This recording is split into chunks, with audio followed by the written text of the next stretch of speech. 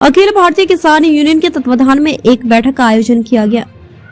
मैनपुरी जनपद के तहसील किशनी क्षेत्र के ग्राम हरिराम नगला के प्रांगण में अखिल भारतीय किसान यूनियन के पदाधिकारियों के द्वारा एक किसानों के साथ बैठक का आयोजन किया गया, जिसमें मुख्य अतिथि के रूप में पहुंचे अखिल भारतीय किसान यूनियन के राष्ट्रीय अध्यक्ष अखिल संघर्ष की अध्यक्षता में बैठक की गई, जिसमें आए हुए सभी अतिथियों व पदाधिकारियों ने सरकार के द्वारा महंगाई को लेकर चर्चा की गई तथा जिस तरह से वर्तमान सरकार किसान विरोधी है, हम सबको इस भाजपा सरकार को हटाना होगा तथा एक ऐसी सरकार लानी है जो किसानों के हित की बात करे।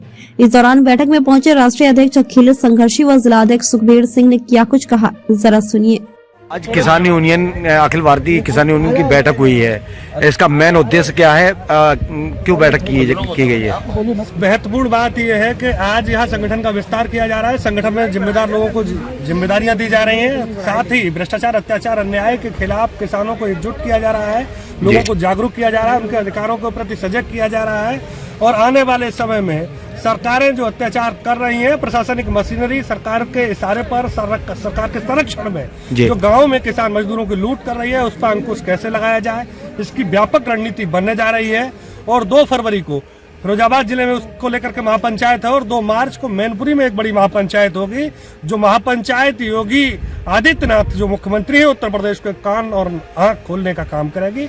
निश्चित रूप से जब तक समस्याओं का 100% समाधान नहीं हो जाएगा, उत्तर प्रदेश का किसान पूरी ताकत के साथ इस आंदोलन को चलाएगा और मैनपुरी की प्रत्येक बड़ी पंचायत में, प्रत्येक बड़े कार्यक्रम में बड़ी सहभागिता रहेगी। ये सब तैयारियां चल रही हैं। जिस तरह से किसान को जो है ना अन्नदाता का जो खिताब दिया जाता है कि अन्नदाता है, लेकिन उसके ही अन्न का मूल्य नहीं मिल पाता है। सरकारें जो है ना कहती कुछ और हैं और करती कुछ और हैं। इसके लिए आपका ये यूनियन क्या करेगा? दरअसल में हम लोग एमएसपी गारंटी कानून के लिए निरंतर लड़ रहे हैं। सारे देश के किसान संगठन लड़ रहे हैं, लेकिन सरकारों की मंशा नहीं है। खेती किसानी को जानबूझ करके लोगों ने घाटे की सौदा बना के रखा है। जो धरती माँ हमें 1 दाने के 100 दाने देती है, उसमें भला घाटा कैसे? लेकिन एक षड्यंत्र के तहत उसकी लागत इतनी बढ़ा दी गई है। जब हमको देने की बात आती है, जो सरकार कुछ फसलों के रेट तय करती है, उसका भी रेट हमें नहीं मिलता है। आप देख रहे हैं बगल में ही जहां आज हमारी पंचायत हो रही है, बैठक हो रही है, पीछे लहसुन की खेती है। लहसुन का रेट पूरे देश में किसान को कुछ भी नहीं मिल रहा, लागत का 1/4 का दाम नहीं मिल रहा, प्रॉफिट तो दूर की बात है। तो कहीं ना कहीं प्रत्येक फसल को सरकारें लुटवाने का काम कर रही है, व्यापारियों को संरक्षण देने का काम कर रही है।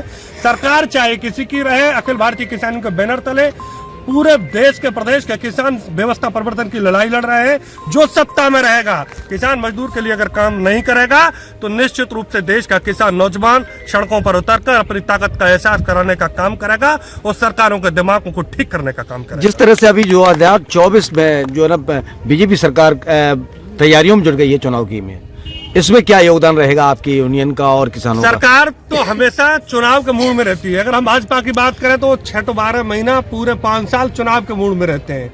विपक्षी दल है वो चुनाव के वक्त पे निकलते हैं मौसमी मेंढकों की तरह। जनता की बात को कहने वाला कोई नहीं है, न पक्ष है न विपक्ष है। और जो पक्ष में आ जाता है, जिसको जो सत्ता को पा जाता है, वो कहीं ना कहीं आंखें बंद करके व्यापारियों के लिए काम करता है, पूंजीपतियों के लिए काम करता है, उद्योगपतियों के लिए संघर्षी राष्ट्रीय अध्यक्ष अखिल भारतीय किसान खुले शब्दों में कह देना चाहता हूं, जैसे पंजाब और हरियाणा के किसान जो भी सरकार में रहता है उसे बाध्य करते हैं कि गरीब मजदूर किसानों के लिए काम करें।